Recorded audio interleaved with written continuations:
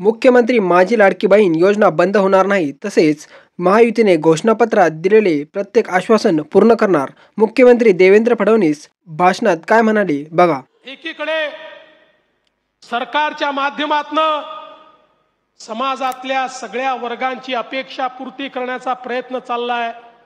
आमच्या लाडक्या बहिणींना आपण मदत करतोय आणि पुढेही करतच राहणार आहे. खरं म्हणजे एक नरेटिव्ह पसरवण्याचा प्रयत्न चाललाय. लाडक्या बहिणींची मदत बंद होणार, शेतकऱ्यांना दिलेली वीज सवलत ही बंद होणार. मी एकच गोष्ट सांगतो, महिला असतील, शेतकरी असतील, युवा असतील, गरीब असतील, आपले दिव्यांग असतील, समाजातल्या जेवढ्या घटकांकरता योजना आम्ही सुरू केलेल्या आहेत त्या सगळ्या योजना आपण पूर्ण करणार आहोत. आणि यासोबत आपण जे काही आपल्या घोषणापत्रामध्ये सांगितलेलं आहे ते देखील पूर्ण करण्याचा प्रयत्न हा निश्चितपणे आपण या ठिकाणी करणार आहोत. त्याची सुरुवात आपण केलेली आहे.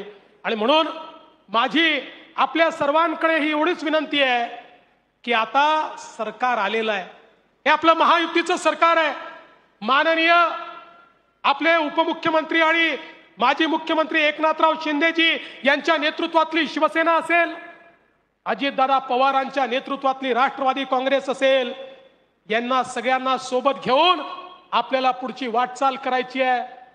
आपले रिपब्लिकन पार्टी असेल किंवा इतर छोटे मित्र असतील, यांना देखील आपल्याला सोबत ठेवायचं आहे आणि एकत्रितपणे ही सगळी वाटचाल आपल्याला करायची आहे. आणि ही वाटचाल करत असताना खऱ्या अर्थानं आपल्या सरकारचं समाजापर्यंत पोहोचण्याचं उपकरण काय आहे, तर ते उपकरण आपला कार्यकर्ता आहे, आपला पदाधिकारी आहे, आपली संघटना आहे. तुम्ही सगळ्यांनी या ठिकाणी या उपकरणाचं काम, या सेतूचं काम करायचं आहे. सरकार आलं म्हणजे आता सरकार चालवणारे वेगळे आणि संघटन वेगळं असं नाही, तर संघटनेला सरकार सोबत समन्वय करावा लागेल.